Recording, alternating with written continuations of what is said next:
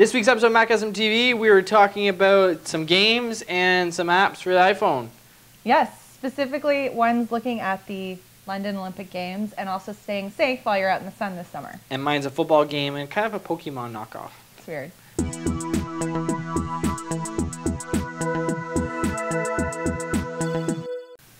So welcome to Macgasm TV. I'm Brennan Schnell. I'm Suzy Kendrick. And we're going to first kick it off by, let's talk about the London/sport apps that we have. So you want to kick off yours first? Sounds good. So the London Olympic Games are happening right now in, guess where? London. And I found this really cool app that actually helps you as a tourist. So obviously, you know, a lot of people are going... Tourist or tourist? A tourist. Okay. Tourist. Last time I checked the dictionary.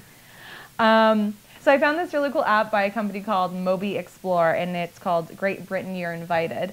And I mean, obviously, it's a huge tourist attraction for people to go to London during the Olympics to watch the sports. But this is a really cool app for if you've never been there before.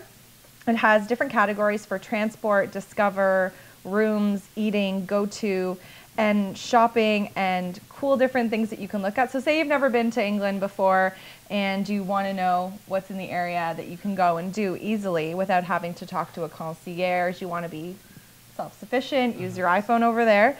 So you can go in and you can say, okay, say I'm in London. You can pick the city that you want to go to, and I want to eat afternoon tea. I want to have some afternoon tea?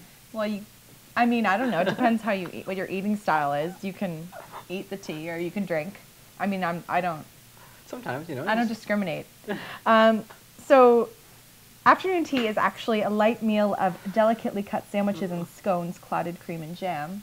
You can eat Pinkies up. Yeah. So you can do that, or you can find restaurants by city, like I said. So if I but is it like London and area specific, or is it like everywhere that you can use this app? You can use it anywhere in Great Britain.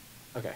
So say I'm in London or other Birmingham, say you're in Cardiff or Devon or Manchester or Oxford. There's all the different places that you can pick where you want to eat. So say, okay, I'm there for the Olympics, I'm in London. And then there's choices whether you're on a budget, mid-range, or exclusive. And then they have a promotion for a specific restaurant. So yeah, I'm on a budget because I just paid for my expensive flight over there. And it gives you a bunch of different restaurants that are close to you and gives you information about them, prices per meal. So does it like tell you things to do like that non-tourists would do? Like if you want to really experience the city, because I travel a lot. So when I go to these cities, I like to experience the things that are just in that city. So not like, I don't want to launch an app and then be like, budget restaurants like McDonald's, and I'm like, oh wait, I don't want to go to McDonald's. I want to go to something like a local cheap pub that's really good. Like, does it recommend that? And is it user driven, or is it like the company's recommending you to go to this place? Well, they have, okay, so say you want to go to a local pub, you can put on a budget, but it doesn't send you to McDonald's. It sends you to places like, I don't know any of these because I'm not from London, but the Nelson Arms. So anyway, and then it gives you a bit of a rundown. So this place is on High Street between South Wimbledon and Colliers, and it tells you a bit about the atmosphere, price per meal, and then actual address. And you don't know whether or not users submit that information so you and tell people to check out? For what I understand, this is, they've generated the content, but then there's the option to review and say if this place was good or not, and share it on Facebook and Twitter. Also, you can go and look at TripAdvisor reviews, so you can see people who've already gone there. Yeah. And then another cool thing is it can tell you fun things to do, fun places to go based on what your interests are as well. From what I understand, too, they have a partnership with Visit Britain. And so there's a section in here where you can actually go and see celebrities telling you their favorite places to go in England, so you can go check them out too. That's cool. So is that a free app? It is. It is free. Awesome. So if you're in the Great Britain area, I'd recommend you to check out this app. It sounds like it's wonderful. It sounds like it's the thing to do. There should be more apps like this, like more tourism cities, or the Edmonton tourism or Alberta tourism, whatever, should come up with these apps to do, so when people visit, they can discover places like that. Instead of going to McDonald's or Montana's or Kelsey's or, you know, crap restaurants. Yeah. So check out that app. Check it out. Check it out. All right, so keeping on the theme with London, I've been playing a football game, but here in North America we call it soccer. And basically what it is there's a football on a screen or a soccer ball, and you flick it and you gotta score. It sounds very simple, super addictive, super addictive. So there's like different modes you can play. Well, I should start off by saying the name of the game. It's called FlickKick Football by PickPock. Say it again. FlickKick Football by PickPock.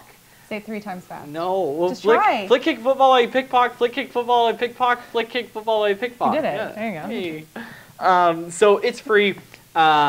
Basically what you do is you just flick the football in the net. Okay. So there's a couple methods. There's an arcade method, so you have to just kind of beat your last high score, and if you miss, you lose.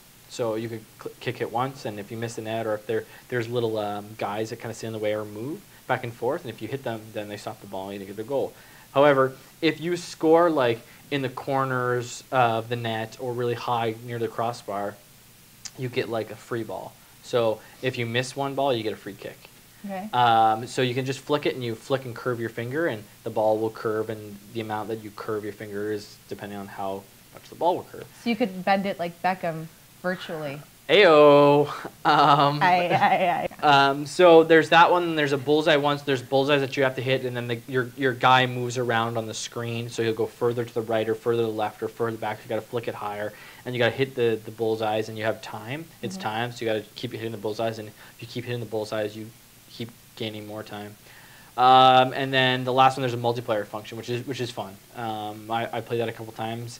And it was really enjoyable. The game's really addictive because you want to try and beat your high score in the arcade. Okay. So you're just constantly nonstop. You're like, oh, I only got 36, and then you get to like 31, and you use your last ball, and you're like, crap, I got to do this over again. Damn it! Yeah, and you throw your phone on the ground, and you kick your phone.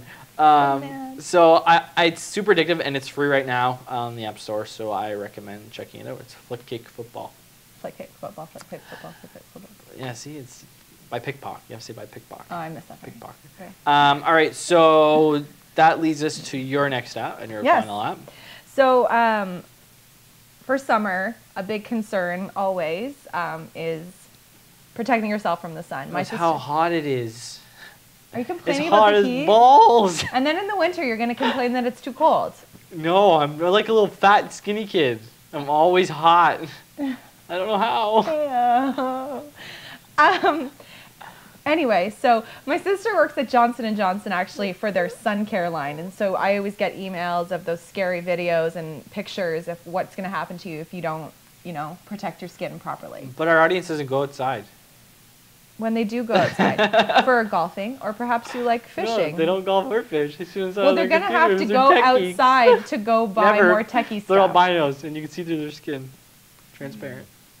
So if you're an albino, this is even more important. You really need to pay attention to this app. Listen in. So there's this really cool app. It's called the Wolfram Sun Exposure Reference app. And it's 99 cents in the App Store. So you have to pay to see how much cancer you're going to get. To protect yourself. So it's really cool, actually. Always what you get wear to do. protection. Undertones. So you can actually go in and select your skin type. So there might even be an option for albino techie nerds. No, let me see. Let me see. Hey, just buy the app and try it. So you go in and you select your skin type. So for me, I'd say I'm light, I would say. And then you can pick the date and the time and what SPF you have on. So whether you have on 15 or you got one of those crazy 100 ones. So I can say I'm crazy and I got 100 on. So I'm going to compute. And it'll tell me how long I can stay outside before I get a sunburn. So specifically if I'm wearing 100, it's saying for my skin type and the time of day it is right now, my sunburn is unlikely. But if I, say I don't have 100 on, it'll tell me how long I can stay outside before I'm prone to getting a sunburn. Which is? Which is, right now, unlikely. No sunscreen. So if you put really dark and you put like 100 sunscreen, it's going to be like never. I don't know. Is that how this shit works? I don't know. We can try it. But it actually says no 99 sunscreen. cents, just Google it. No sunscreen or 15 or 30 or Wolfram 45. Alpha. So basically, it's a smart thing. Say you're going to be golfing for the day and you're like, oh, I forgot to put on sunscreen. Should I be extra careful? Do I want to have one of those? Says, do I want to have one of those? Common sense says. do I want to have one of those Yes. showers where you're in there and it's like lukewarm and you're like, not on the back, it hurts. Let me wash my hair. Common sense, though. If you're going out in the sun, you're not putting on sunscreen, you're going to get burned. Common sense. Yes, it is common sense. You should actually put on sunscreen every day. Do you need an app that tells you when to go to the washroom? Is there one? Probably. I would probably use it. Well, there's the RunPee app for the movies. Really? You never heard about that? No. So it's an app that when you put in the movie you're about to watch, it tells you when you go to the washroom and you're not going to really miss anything because it's like a slow part of the movie. That is the coolest thing ever because I have the bladder of an 80-year-old. Overshare. I understand that. And that, like, I want to try that. Yeah, RunPee. RunPee. We reviewed it a long time ago, I think. A long time ago.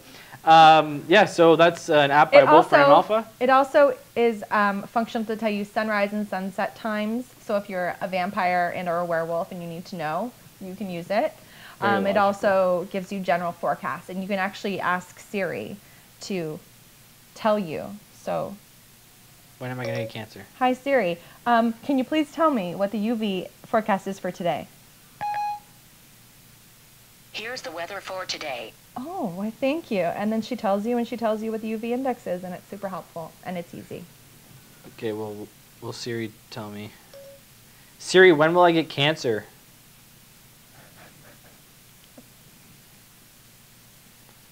Okay, how about I search for Siri when I get cancer? Not when will I. She wrote when I get. Maybe that's just how she responds to stupid questions. Siri, when will I get cancer?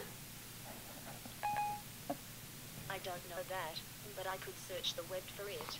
How did you get a British accent on yours? Australian, get it right. Ah. So Siri doesn't know when I will get cancer, but she knows I will get cancer. And to search the web. And she's going to search the web. All right, so last one. It's a quick little a little game. I don't really have a big review for it. If you were younger and loved playing Pokemon on Game Boy, I highly recommend this game. It's basically, Mino Monsters is called. You can laugh all you want. I don't care. I'm don't laughing judge. at the foot controls that are happening. This is how you got to rock it.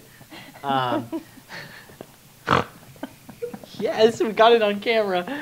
So basically, you have these little creatures that fight against each other, and you have different types of attacks, and you have to build up powers and health meters.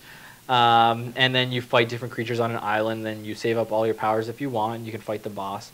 And then you can capture other animals. You can have 3, I think, in your arsenal at once, but you can buy more. It's one of those games that you have to, like, you can invest a lot of money with in-app purchases, and Josh and I, like, had the discussion before whether that was better for developers to do that or just pay $5 and get the full game. Mm-hmm. It's kind of the same concept where there's a lot of in-app purchases to, like, if you want to quick level your character, you can just pay the whatever $5 or whatever it is and level your character. That's kind of like Angry Birds, right? Like if you can't beat a level, you can buy the big cheat bird thing. What's it called?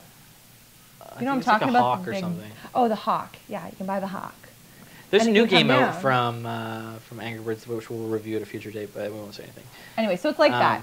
It's like if you're saying if you get stuck, then you can buy something that's right. To add in. And so what happens is, say you beat the whole level really quickly and you move on to the next level. I think I'm at like level 18 or 19 for one of these characters. No big deal.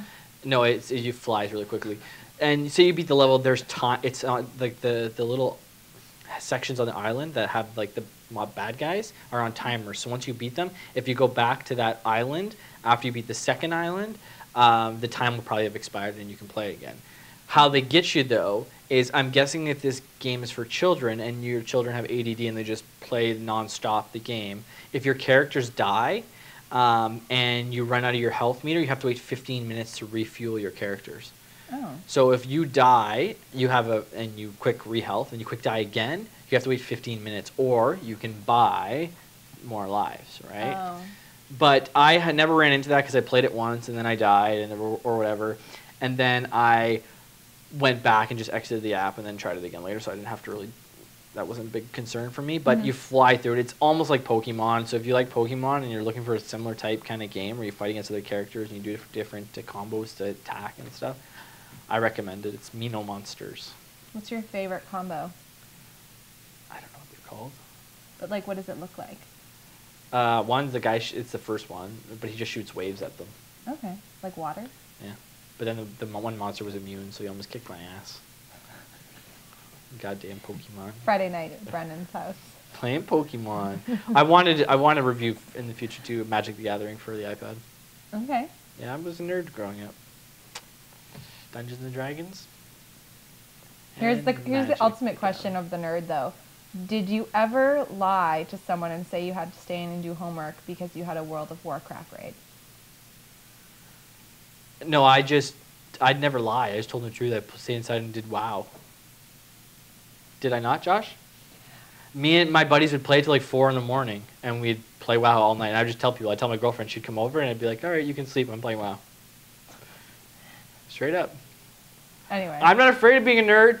Embrace it. Just accept it. I can embrace Hang the out nerd, with it. but Make out sometimes with you it. need to lie to Whatever get you by. need to do. You don't need to lie. Don't hide who you are, people, and wear protection. And that's it for this week's episode of Macgasm. I'm Brennan Schnell. You can find us at twitter.com/Macgasm. Google Macgasm. You can find me at twitter.com/Brennan Schnell. I'm twitter.com/Suzy Kendrick. Come say hi on Twitter. I want to talk to you, peeps. Hi. Hi, guys. Hey, you guys. I don't know why I had a list. Trademarked. Right. Hey, you guys. I wonder if that's like trademarked. Definitely is. Probably. Trademark. Don't sue us. TM. So instead of doing the funny thing first, Luca, they're gonna introduce what they're talking about, and then we're gonna cut to the thing, and then they're gonna do Our intro. yeah. So when you do your intro though, don't say welcome to Macgasm, right? So okay. And then if we do funny stuff, put that at the end.